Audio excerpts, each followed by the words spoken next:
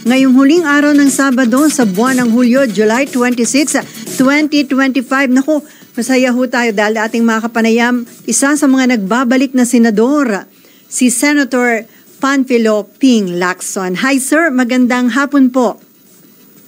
Magandang hapon sa iyo, Maring Selly. Magandang hapon. At sa mga sumusubaybay, magandang hapon din. Sir, unahin ko po muna dahil ito yung pinag-uusapan ngayon. Marami tayong naririnig na mga opinion, lalo na ng mga legal luminaries.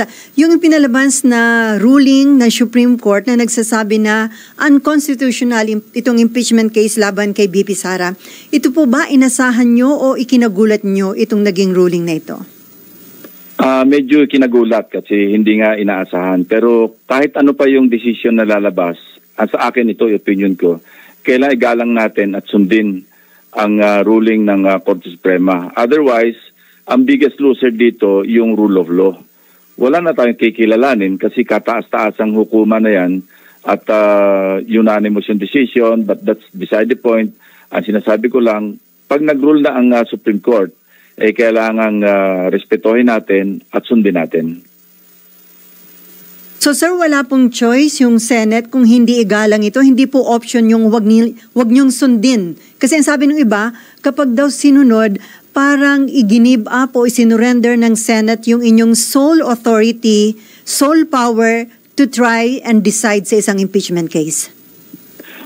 Collegial body ang Senado, dadaanin niya sa, kung merong magsasuggest, magmo-motion na ituloy, pagbobotohan yan. At kung ano yung mananaig na majority decision, yun din ang susundin. Sa aking parte, kung yun ang magiging desisyon ng mayorya, ng karamihan o yung majority ng aking mga kasamahan, susunod din ako na ituloy yung impeachment trial. Pero sa akin lang, mag-express ako, magbobotohan, maliwanag yung aking magiging boto, igalang natin ang ruling, ang desisyon ng Korte Suprema. Ang sinasabing mga contrary opinion ng mga legal observers, at ito'y sinasang-ayunan ko, hindi ko sinasabing talagang okay, susundin, pero hindi naman ibig sabihin nun naniniwala o pumapanig ka o kaya parang nag-agree ka doon sa desisyon. Napansin ko lang doon kasi parang effectively parang naamyendahan yung isang provision ng ating konstitusyon, particularly yung paragraph 4, section 3 noong article 11. Kasi dalawa yung mode ng kung saan pwedeng i-transmit yung impeachment complaint, yung verified impeachment complaint papuntang Senado ng lower house, ng House of Representatives. Ang una, yun yung idadaan ka po sa proseso, may due process, kasi na-refer ito sa Committee on Justice, kasi hindi naman lahat, at least kulang sa 1/3 ng members ng House, hindi pa o gustong makita yung mga ebidensya doon sa complaint, sa impeachment complaint. So dadaanin ito sa isang pagdinig ng Committee on Justice. At bago pag dinala sa plenaryo, doon ngay madidetermina kung makakakuha ng at least 1/3 na boto doon sa members ng Senado. Ang pangalawa, ito yung walang due process na kung saan yung verified complaint inendorso na o ipinal na ng at least 1/3 ng mga miyembro ng House of Representatives. Tuloy-tuloy ito, ipapadala na nila kasi verified complaint at ito'y sinang-ayunan ng at least 1/3. Itatransmit na ito sa Senado bilang yun na yung impeachment complaint, magko-constitute ng articles of impeachment. At yung Senado naman, ito yung sinasabi mo kanina, Selly, na walang choice kundi shall forthwith proceed. Yun na yun.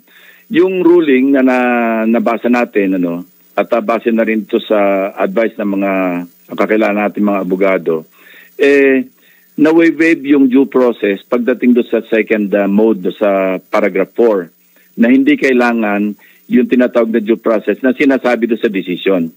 So parang hindi na na-qualify yung portion na yon na kung saan kung at least 1/3 na, wala na yung pagdinig na kailangan marinig mo pa yung panig ng sinasakdal, wala na yon. Kasi nga maliwanag naman sa paragraph 4 sa section 3 ng article 11. Doon sa una, pasok yon. Ngayon, yung sa 1-year bar rule, wala akong masabi doon. Kasi sa pananaw ng Korte Suprema na violate yung 1-year bar rule, okay yun. Pero yung sa portion lang na sinabing kailangan magkaroon ng due process, marinig yung sinasakdal, sa paragraph 4, wala ka makita doon na kailangan yun. Yun lang aking observation at aking sabihin na natin komentaryo. Pero ang bottom line, para sa akin, kung magbobotohan kami, ngayon pa lang, sasabihin ko na ang boto ko, sumunod tayo sa desisyon, sa ruling ng Korte Suprema. So sir, dun sa ginawang parang amendments nila, no, parang nagdagdag sila ng requirements, ano to, parang mas matiyak yung due process. Sabi ng iba, kasi impeachable official din yung mga Supreme Court justices, kaya baka naglagay sila ng gano'n na ganito ang dapat daanan bago maghahain ng impeachment case sa Senate?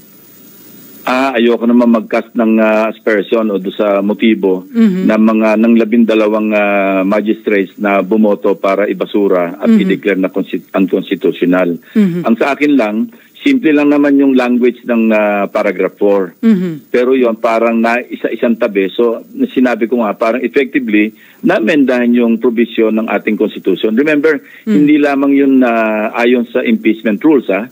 Constitution mismo yun, provision, Article 11, Section 3, Paragraph 4. No? Na kung saan hindi kailangan, hindi nire-require yung due process. Kasi nga, antemano, yung verified complaint, ipinail ng at least one-third ng House members at yun ay magko-constitute ng articles of impeachment. Hindi na ito dadaan pa sa sinasabi ng Korte Suprema na due process. Doon sa unang mode, totoo yun kasi kailangan mai-refer ito sa Committee on Justice, magkakaroon ng pagdinig at doon madidinig, doon magkakaroon ng due process. Pero meron niyang parang yung provision na parang Bicol Express na yung ginawa kay ERAP, hindi ba? Yung, although nagkaroon din ng pagdinig yung sa, Committee on Justice noon, pero hindi nasunod yung Committee on Justice na fast break na pagkatapos ng opening prayer ng speaker, si Manny Villar noon, dire-diretso pinadala sa Senado. Parang shortcut. Wala naman kasi nag-question noon, kaya walang ruling ang Korte Suprema. So yun. Yung iba naman, sinasabi nila, nangyari na ito nung panahon ni Chief Justice Corona na nag-issue ng tiaro. Hindi ko sigurado yan, hindi kulang ako sa knowledge ng facts, pero sinasabi, may tiaro. Pero hindi ito sinunod ng presiding officer. Tuloy-tuloy kami na nagsagawa ng trial bilang impeachment court. Kaya may ilang senador, may isang senador ako narinig na dahil sui generis itong parang mandato ng Senate para magsagawa ng impeachment, parang pwede daw ituloy, pwedeng parang hindi sundin itong naging ruling ng Korte Suprema. Pero para sa inyo, sir, kung magkakaroon ng botohan, ang magiging boto nyo ay sundin yung naging ruling ng Korte Suprema. Oo, kasi ang biggest loser dyan, pag hindi sinunod yung ruling ng Korte Suprema, yung rule of law. Kasi kada na lang ba magkaroon ng ruling ng Korte Suprema, hindi natin susundin. Or isa sa isang tabi natin, hindi, may sarili kaming pananaw dyan, hindi namin susundin yan. Medyo magkakagulo tayo. Sabi ko nga, ang matatalo rito yung rule of law. Kailangan panaigin natin lagi ang rule of law. So sir, kung inaksyon na agad dito ng Senate nung ma-file noong February, ngayong tapos na itong impeachment sana kay BP Sara, ano po? So parang magiging moot and academic na itong naging ruling ng Supreme Court kung ngayon sila. Oo, hindsight yon. Kung naituloy ka agad, pwedeng na iba yung ruling ng Korte Suprema kasi nga parang paano nila pipigilan kung may nag-acquire na ng jurisdiction, nagsimula na yung trial. Kasi sinasabi, walang jurisdiction ang Senado dahil nga constitutionally infirm yung ginawa ng House of Representatives. So ano to, dapat lesson learned from the House na make sure na dumaan sa tamang proseso para hindi nate-technical ng ganito, sir? Hindi ko naman sinasabing mali yung ginawa ng House. Ang sinunod nga nila at least doon sa, I think sa 4 and 5, yung isang provision na kung saan hindi na dumaan sa due process, kung hindi, yung verified complaint, ipinail ng at least one-third. Actually, hindi lang one-third talagang marami. Sobra-sobra. Ang nagpirma doon para yun na yung nag-constitute ng articles of impeachment na transmit sa Senado.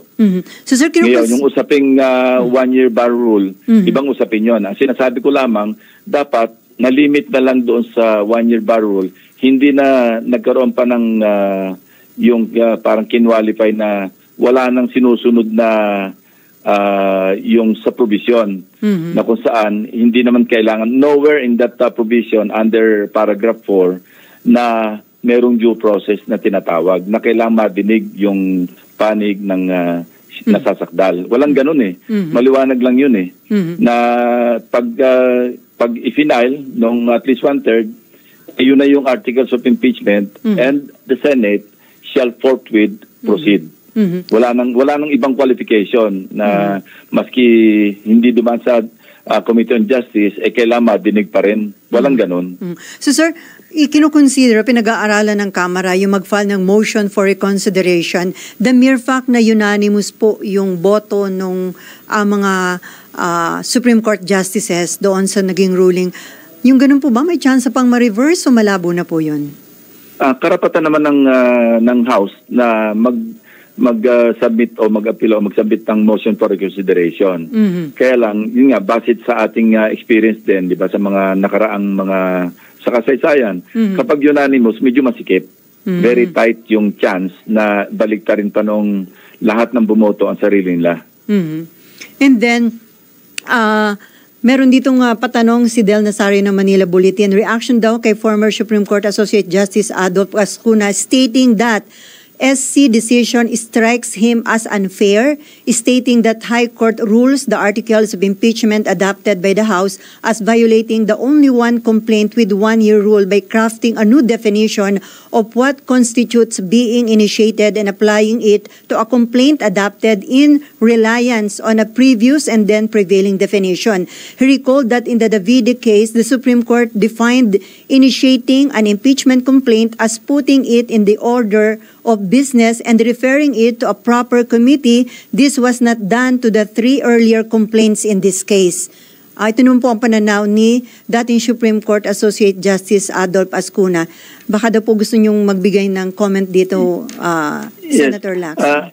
Una-una, alam din naman natin na nagbabago yung jurisprudence. Kaya nga meron tayong natawag na leading case. Kung ano yung latest, yun ang leading case. Yun ang sinusunod. Pero maraming pagkakataon sa nakaraan na yung isang ruling ng Supreme Court nababago sa susunod ng Korte Suprema, yung kanilang ruling. Walang permanente, walang naka-cast in stone. Tatandaan mo yung, ano ba to? Yung cities ba, parang ilang beses na nagkabali-baliktad yung decision na hindi maintindihan na ng tao. Alin ba yung pinaka-final na decision ng Korte Suprema? Nangyayari naman yon, so hindi na rin nakakapagtaka na pwedeng mabago pa rin ito kung ang susunod na composition ng Korte Suprema o maski yung pareho pa rin composition, magbago ng pananaw. Base sa kanilang debate siguro o yung base sa kanilang bagong parang enlightenment, sabihin na natin, sa umiiral na provision sa ating Constitution. Pwede pa rin mabago itong, sa ngayon, ito yung ruling, assuming na hindi mababaligtad sa MR, ito na yung leading case. Ito yung masusunod. Pero yun nga, kung darating ang panahon na magkaroon uli ng ibang pagkakataon na impeachment complaint at na question, pwede rin mabago yung kanilang decision sa ngayon. Although kinaklaro dun sa ruling, sir, naman na hindi nila ina-absuelto si BP Sara dun sa impeachment case. Kumbaga, meron lang may mali sa procedure. Pero effectively, na-absuelto naman. Tama yun, hindi naman na-absuelto, hindi sinasabing walang kasalanan.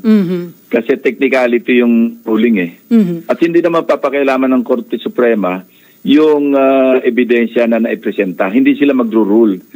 Kasi ebidensya yon na hindi sila pwedeng mag-try base doon sa mga ebidensya na presenta. So hindi sila talaga, ika-clarify talaga nila yon na hindi ito nag-absuelto. Kung hindi, mali lang yung sinunod ng House of Representatives na merong na-violate sa Constitution na tulad ng sinabi ko kanina, natamaan pa rin yung isang provision, yung isang mode na kung saan hindi dapat isinama doon, na lump doon sa decision na kailangan lahat-lahat may due process. Kasi nga yung sa paragraph 4, na-waive na yung due process kasi nga mahigit 1/3 na yung nag-file at yun na yung nag-constitute ng articles of impeachment. So sir, paano yun? Marami mga survey na ang lumilitaw, majority ng mga Pinoy gusto nila matuloy itong impeachment. Wala ba kayong nakikita na pwede itong magresulta ng unrest? Wag naman sana. Kasi ang aking pananaw talaga, ang inaasahan natin talagang yung last final arbiter, final interpreter ng saligang batas at kung ano man usapin ang napapaloob dito ay Korte Suprema. Wala tayong ibang maasahan pa na pwede mag-interpret ng batas kung hindi ang Korte Suprema. So sir, ano yung dapat na lesson na matutunan natin dito? Dito sa kaso nito ni BP Sara, na humantong sa hindi, baliwala na yung mga naging initial preparation dahil sabi nga ng Korte Suprema, unconstitutional, so walang jurisdiction ang Senate para mag-conduct ng impeachment trial. Ang isang lesson is maging foolproof. Wala na yung magkaroon ng duda na mayroong pagkakamali doon sa pag-transmit o pag-constitute o paglipat sa Senado ng articles of impeachment. Kailangan talagang napakalinaw para walang puwang na questionin ito sa Korte Suprema. At wala rin puwang ang Korte Suprema para baliktarin yung ginawa ng isang co-equal branch of government. Kasi ang sinasabi ng iba, parang encroachment sa co-equal branch. Not only co-equal branch, kundi yun nga, yung impeachment court. Alam mo, ang decision ng impeachment court, ito yung natatanging decision na parang kapantay ng Korte Suprema na unappealable at hindi reviewable. Final, no? At wala nang makaka-question. So sir, hindi niyo tinuturing ito na encroachment? Mahirap mag-comment sa ganyan. Ang bottom line sa akin lang, yun ang decision, igalang na lang at sundin. Okay. So, hindi naman kayo hinayang doon sa mga initial yung preparation dahil, wala pala naman, hindi matutuloy. Ang sabi din ng iba, paano yun? Napagkaitan daw yung publiko na malaman kung ano yung mga ebidensya na ipipresenta sa mga impeachment case laban sa pangalawang Pangulo. Kung yun lang naman ang issue, maraming fora, maraming platforms na kung saan pwede nilang ilabas kung ano yung gusto nila ilabas sa publiko. Merong committee hearings, medyo sa budget deliberation, meron din yung sa mag-file uli ng panibagong impeachment complaint sa February 6 next year. Maraming pamamaraan kung gusto talagang makita ng publiko at magkaroon ng malinaw na pananaw kung may pagkakamali nga ba o wala. And then sir, 2 tulog na lang, mag-o-open na ang first regular session ng 20th Congress. Ang appeal ng ilan yung mga kasamahan, make it simple, wag nang pabonggahan, be sensitive dahil marami tayong mga kababayang sinalantahon ng pagbaha. So, suportado nyo ba ito sir at tama lang na wala ng red carpet? Oo, ito nga yung kasi yung unang pinlano. Meron pa kaming parang walk of fame ba yun? Bababa sa elevator, lapasok sa Senator Rector room, lalabas sa kabilang room, magpo-post, magpipicture taking. Nung makita ko yon, nung pinadala sa akin, eto raw yung protocol na susundin. Sabi ko, naku, nakakahiya ito. Kasi parang passion show, tayo'y binabaha, pagkatapos nagpa-passion show yung bawat senador na may kasamang spouse, mag-iikot pa, magpo-post pa, magpipicture taking pa, pagkatapos pupunta doon sa plenaryo. Mabuti na lang na-reconsider at kinancel ni Senate President Chision. Hindi na tutuloy, simple na lamang. Diretso na sa plenaryo at mag-o-open ng 20th Congress. At sa tingin niyo sir, dapat ba tanggalin na yun permanently yung mga red carpet, yung paglakad sa red carpet tuwing nag-o-open ang session or dahil lang sa may ganitong sitwasyon tayo, sa tingin nyo permanently wag nang gawin yung ganung tradition? Sa akin, permanently, wag na sanang ganon. Kanya-kanyang puntahan doon sa plenary ng House, mag-join session, tapusin ang SONA. Yun naman na importante Minsan nasasapawan pa yung SONA ng passion show Yes, ang babalita. Ang pinag-uusapan sa balita, lalo sa social media, ang ganda ng gown ni ganito, ang ganda ng gown ni ganon. Mamahalin alahas ni ganito. Oo, yun nga natatabunan yung, kasi sa akin, solemn yun sacred yung SONA. Kasi imagine, 1 year yun na pinagandaan yung State of the Nation. Pagkatapos ang pag-uusapan, maganda yung suot ni ganito, ni ganoon, na hindi maganda sa panlasa. Anyway, so sir, may surprise pa ba kaming aasahan pagdating sa Senate presidency on Monday o tama lang yung sinasabi na iba na planchado na, mananatili pa rin si SP Escudero bilang leader ng Senado sa 20th Congress? Sa ngayon, gano'n na yung maliwanag, na sa Lunes, actually, tumawag sa akin nung isang araw si Senator Joel Villanueva. Apo. Nagtatanong lang siya kung ano bang magandang gawin, acclamation na lang ba? Kasi alam naman nila na meron na silang numero. Sabi ko, let's go through the motion of nominating, tapos magbotohan tayo. At ang tradisyon natin, kung sino yung matatalong kandidato bilang pagka-Senate President, yun ang magiging minority leader. Kasi kung acclamation, medyo gugulo pa, hindi pa, maging blurred pa yung yung minority leader kung sino, kailangan pagbotohan pa. Yun, parang go through the motion of nomination, election, and then kung sino manalo, di siya yung Senate President at yung matatalo, halos automatically, siya yung minority leader. So sa ngayon, nagbibilang kami, 4 kami sa minority. 4 o 5, depende kung sasama sa amin si Senator Risa Ontiveros. Kasi maliwanag, hindi naman yata siya bumoto do sa resolution na pinaikot nila. Hindi naman yata siya nakapirma doon. So either 4 or 5 kami sa minority. How about Senator Amy? Pumirma na po ba? Parang nung huli, hindi pa siya pumipirma. Wala kaming communication sa kanya. Kami ni Senator Risa, nag-uusap kami. Nagtatanong, nagkonsulta, tinatanong ko rin siya. Ang unang kanyang position o yung kanyang sentimiento is manatiling independent bloc. Ang advice ko naman sa kanya, unsolicited as it is, sabi ko, it's not about alignments. Kasi sabi niya, ayoko ma-align do sa grupo ng Duterte, ayoko rin ma-align sa mga grupo ng Marcos, so mag-independent bloc. Sabi ko, hindi naman about alignments, it's about advocacies, it's about principles, it's about your being independent. Sabi ko, ako, mapa-majority, mapa-minority, and pareho rin naman niya, independent naman yung tayo ko pagdating sa mga issues. Na kung maski na sa majority ka, kung inakala mong kailangan i-call out yung majority, meaning, alimbawa, nakaalan sa Malacanang, i-call out mo kasi mali. So, ganun lang position. It's not about majority ako. At ayoko rin lang yung bound ako noong kung ano yung gusto ng majority, susunod ako, maski mali. Sabi ko rin sa kanya, hindi naman dapat ganun. Nasa atin naman yun kung anong tayo natin So may chance po na makumbinsi si Senator Risa na mag-join sa grupo niyo? Ayokong gamitin yung word na convince, kasi minority na nga kami, manliligaw pa ba kami? ang nanliligaw yung majority. Pero para makakuha ng 13 boto. Konti na nga, manliligaw pa ba kami? Parang kawawa namang masyado na. Pero Senator Joel Villanueva, the mere fact na nakipag-usap sa inyo, nag-effort ba siya na kumbinsihin kayong sumama na rin sa majority? Hindi naman ganun kalakas ang effort. Kasi antimano, sinabi ko na sa kanya, hindi ko naman pwedeng iwanan si Tito Sen. Alam naman nila yon na malapit ako kay may mga shared advocacies kami na pinaglalaban na hindi naman parang ngayon ko pa siya iwanan.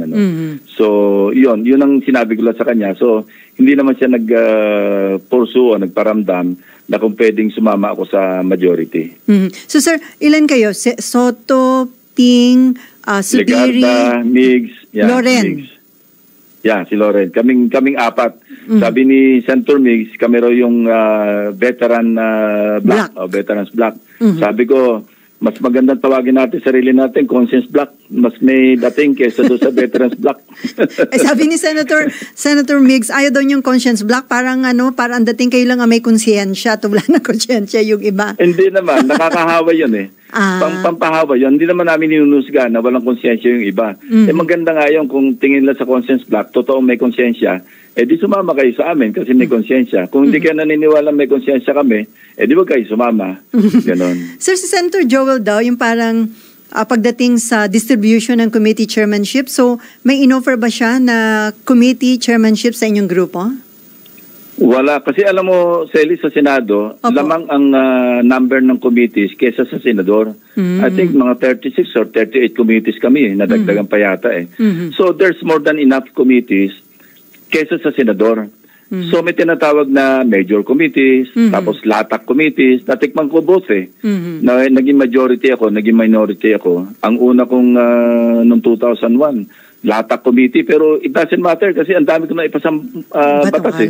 Kasi Committee on Civil Service and Government Organization, naipasa ko yung Anti-Red Tape Act, naipasa ko yung Philippine Dental Act, naipasa ko yung Real Estate Service Act. Marami akong naipasa. So depende yan sa nagtatrabahong senador. Maski ibigay sa iyo yung pinakamagandang committee, kung ayaw mo naman magtrabaho, hindi ka makakapag-contribute. So sa akin, it doesn't matter. Maski anong committee, ubra, ang importante magtrabaho. Yun naman Committee on Finance at saka Blue Ribbon, lahat naman kami doon miyembro eh. So pwede kaming mag-participate, pwede bumoto, at pwedeng mag-motion at lahat. Eh sir, tungkol dun sa Torre versus Baste, mukhang hindi yata matutuloy kahit nasabi niyo, di ba, may isang CEO ng kilalang hotel na gustong i-open yung lugar nila para dun sa boxing match nitong si PNP Chief Torre at saka Vice Mayor Baste. Mukhang si Vice Mayor Baste Duterte umalis yata kahapon papuntang Singapore kasama ang kanyang pamilya at staff. So anong dating sa inyo nun, sir? At saka ano yung dating nung naging statement niya na gusto daw niya makasuntok sa isang unggoy, yung mga ganong statement po ng business. Hindi maganda. Nanggagaling sa isang elected official na tatawag mo unggoy yung kapwa mo na nasa public service din. Sa akin, parang bad taste in the mouth. Totoo yun. Kasi sinare sa akin yung thread ng usapan nila nung, sabihin ko, nakakilala ko yung may thread sila noong CEO. Nung yung isang popular na resort casino hotel sinabi niya na ganon, ang sagot sa kanya, sige, open natin yung ballroom natin. O yun ang basihan ng aking sinabi na sa tweet ko na merong nag-o-offer kasi kung venue ang problema, walang problema yung venue. At nabanggit ko rin dahil sinabi na for good cause kasi maraming nabaha at gustong tulungan. Yung isang buwan kong pension, mga 190,000 din yun, ibibili ko ng ticket na hindi naman kailangan manonood ako, pero for a good cause, why not? So, yung nangyari nito, hindi naman ganun kataga sincere si Vice Mayor Baste dahil umalis naman siya at nag-impose pa siya ng condition na bago matuloy yung kanilang bakbakan ni PNP Chief. Yeah, medyo natawa nga ako doon sa condition kasi imposibleng masunod yun eh. Kasi ang sinasabi niya, kailangan hindi lamang si Pangulong Marcos kundi lahat ng elected officials mag-undergo ng hair follicle drug test. Alam mo ba kung ilan kami? Hindi wag mo na isali yung barangay chairman, mga kagawad at lahat. 18,320 more or less. From the president down to the mayors and councilors. 18,320. Lahat ba yun? Magpapa-hair follicle para lang matuloy yung boxing? I don't think so. So, imposible yung demand na yun. That's a way of saying, wag na natin ituloy. Kaya dapat hindi na lang, baka siguro pinatulan ni Anyway, sir, panghuli na lang po. Si SP Escudero, ang sabi niya, nireject niya yung mga allegation at claims tungkol sa umano'y pork barrel allocation at insertion sa national budget. Sabi niya, bahagi daw ito ng political noise para sa Senate presidential election on Monday. Sabi niya, for the past 27 years in Congress, I have not been known for that. At sabi niya, kung sakali mang daw totoo yung sinasabing insertion na 6.3 billion, only 2% daw yan ng kabuang budget ng ating bansa. And comment on that, sir. Kung nakaugnay ito sa selection o election ng Senate presidency, ibig sabihin ba nun ang may kinalaman, kapwa senador? Ako, I don't think so. Kasi kami, nasa minority, wala maski isa sa amin na ako, I for one, napasa ko lang yon. Hindi sa akin galing yung sinasabing 142.7 billion na insertion. Kasi ongoing pa yung aking research tungkol sa 2025 budget. At hindi pa namin nahimay yung hindi pa kami umabot sa punto na himay na himay yung item for item. Kung ang pinatutungkulan ni Senate President Escudero nanggaling sa kapwa senador, yung political noise na yon dahil nakaugnay sa selection ng Senate President, hindi galing sa amin yon. Particular sa akin, I can clearly speak for myself, hindi sa akin galing yung 100. Patunayan, hindi nga ugmado sa yung isang item doon, hindi tugmado sa aming findings eh. Maliba yung numero doon eh. So, merong isang probinsya doon na hindi tumama doon sa amin namang findings na tungkol doon sa ano. Kaya ako, categorically, sabihin ko, wala akong kinalaman doon sa mga dokumento na nilabas na meron siyang insert na 142.7 billion. Naku, at as far as I'm concerned, walang kinalaman yon sa pagpipili ng Senate President. Ayun. Naku, yun about the kasi budget. Kasi malalaman ko kung galing kay Senate President Soto kasi nag-uusap kami lagi eh. So hindi kayo yung source. Palagay ko naman, isi-share niya sa akin, oy, may na rin akong natisod. O di, sasabihin niya sa akin, wala naman sinasabi sa akin. Pero sa nabigyan din lang siya. Ako nabigyan din ako ng kopya. Pero sa magpi-privilege speech ba kayo agad pag nag-open na yung session about the budget? Hindi ko sigurado kung kompleto yung lahat. Kasi yung iba na ilabas na, yung iba hindi pa na ilalabas pero meron kaming hawak na mga dokumento. Titingnan ko. Pero mas mainam na siguro kung hindi man maidaan sa privilege speech, pagdating naman ng budget deliberation from the committee level hanggang sa plenaryo, may lalabas ko din naman yun eh. Tulad ng ginagawa ko ng mga nakarang panahon, may mga PowerPoint presentation ako para makita ko ano itsura sa ground. Merong bahay na nakahambalang dyan sa daan kasi hindi nyo binabayaran yung right of way, mas kinapakaki ng pondo ninyo. So yun nga, nakakatuwa rin yung pangyayari no sa isang episode na yon. Kasi nung in-expose ko yung right of way na yon na nakaharang, yung isang matanda mag-asawa na hindi malaman kung saan pupunta para maningil. Ang naging resulta noon kasi noong nagdedebate ako, nag-interpret ako sa floor, naandun yung mga iba pang hindi nabayaran. Pagkatapos ng plenary debate na noon, nagpuntahan sila sa office ko, nagpunta rin yung mga regional directors ng DPWH. At nabayaran sila. Dahil talagang ang laki ng pondo eh. At the time, I remember, meron silang 11 billion pesos na sa nakaraang budget year. Pagkatapos, humingi pa sila ng 22 billion. Ang sabi ko sa kanila, humingi kayo ng 22 billion, may 11 billion pa kayo. Pagkatapos yung mga tao na wala man lang parang walang boses para makasingil kung saan nyo tinuturo.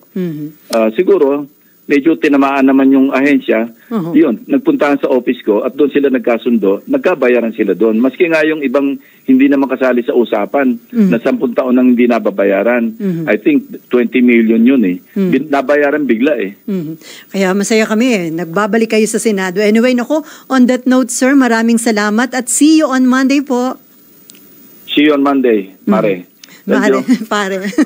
Okay po mga kaibigan, Senator Panfilo Lacson. Oras po natin 39 na